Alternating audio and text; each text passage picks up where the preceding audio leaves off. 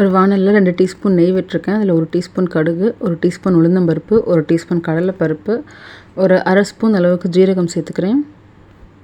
இது கூடவே 1 டீஸ்பூன் இஞ்சி, 2 பச்சை மிளகாய் பொடியாக நறுக்கி சேர்த்துக்கிறேன். சேர்த்து இது எல்லாத்தையும் ஒரு தடவை நல்லா வதக்கி விட்டுக்கலாம். ரொம்ப நேரம் வதக்க வேணாம், ஒரு மாதிரி காரம் நெடி ஏறும். இப்போ இது கூடவே ஒரு 1 கப் அளவுக்கு தண்ணி சேர்த்துக்கிறேன். சேர்த்து தண்ணியை நல்லா கொதிக்க வச்சுக்கலாம். தண்ணி கொதிக்கிறதுக்குள்ளே தேவையான அளவுக்கு உப்பும், ஒரு 1/4 டீஸ்பூன் பெருங்காயத்தூளும் சேர்த்துக்கிறேன்.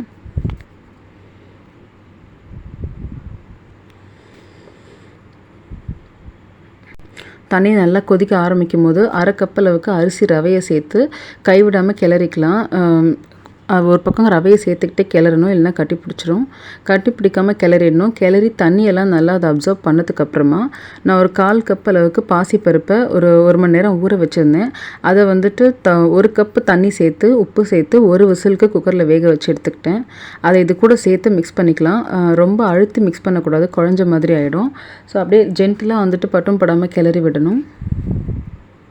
இது நல்லா கிளறினதுக்கு அப்புறமா இது கூடவே ஒரு 1/4 கப் அளவுக்கு துருவன தேங்காய் சேர்த்துக்கிறேன். ஒரு 2 டேபிள் ஸ்பூன் அளவுக்கு புதினா சேர்த்துக்கலாம்.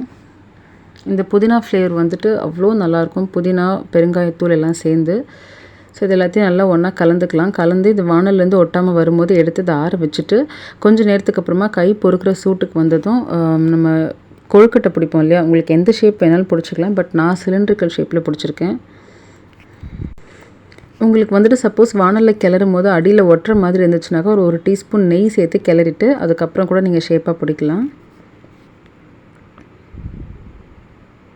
இது பிடிச்சி இட்லி குக்கரில் வச்சுட்டு ஒரு 10லேருந்து 12 நிமிஷத்துக்கு இதை நல்லா வேக வச்சு எடுத்துக்கலாம். ஒரு 5 நிமிஷம் ரெஸ்டிங் டைம் கண்டிப்பாக கொடுக்கணும், அப்போ தான் சாஃப்டாக வரும்.